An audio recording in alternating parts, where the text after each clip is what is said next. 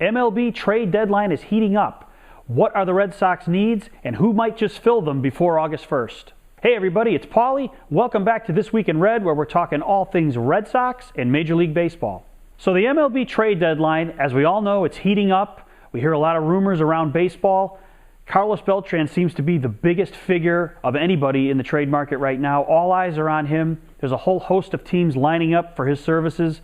Giants, Rangers, Phillies, Braves, Red Sox, the list goes on. And most of the activity right now centers on him.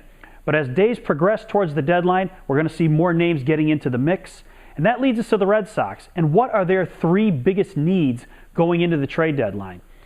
I would say it's right field, it is starting pitching, and bench help. Now, right field's kind of tricky because I don't think the Red Sox are going to be in the Derby for Carlos Beltran.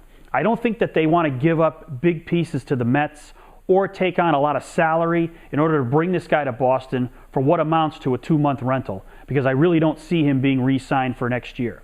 So let's put that aside for a minute. A guy that I do think is a possibility for Boston and that I've been hearing a lot about is Reed Johnson of the Cubs. This is a guy who was with Toronto earlier in his career, and he was a Red Sox killer. He hit very well in Fenway Park. He's now at the Cubs. He's an outfielder. He's probably a fourth outfielder for them. But he's a good defensive player. He's a good right-handed bat off the bench with pop. And that's what they're really looking for right now. Because with J.D. Drew on the DL, Josh Reddick is now the right fielder for the Red Sox for the most part. But he's a left-handed hitter like Drew. And the Red Sox are still looking for a right-handed hitter to complement somebody from the left side. And I think Johnson might be a good play for the Red Sox. It's not going to cost them a lot. He's not a high-salaried player. And I think that they'll get something reasonable done with the Cubs at some point. Of all the names out there, I think this is the guy that probably will end up in a Red Sox uniform at the trade deadline. Now, you look at starting pitching, and as we've talked about in other clips, Clay Buchholz is the big concern. If they can get his back right or think that they're on the right course, I don't think the Red Sox will trade for a starting pitcher.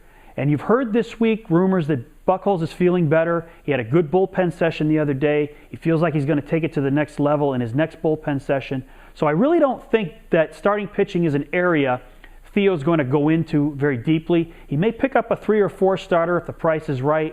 If he's, if he can only give up a minor league prospect that's on the fringe, I think he'll go in that direction. And then you talk about the bench, but the bench kind of works hand in hand with the right-handed bat that might become Reed Johnson. Sox need some pop from the right side of the plate, and Johnson's a possibility. They do have Darnell McDonald, but I think if they bring Reed Johnson in, that McDonald will probably be released or possibly sent back to Pawtucket.